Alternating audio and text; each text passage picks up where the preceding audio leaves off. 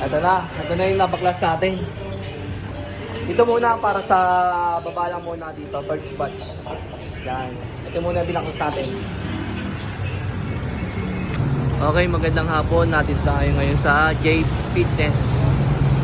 Sa J Ruiz. Titignan natin yung mga upholstery nila. Sa mga equipment. Tignan natin yan. Yung mga tornilyo po, madam, ano na eh.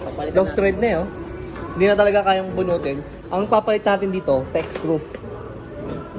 Text screw, mas maganda, makapit po talaga yun. Ito wala na eh. Hindi niya pagka sa susunod na ano, baka kayo maliit.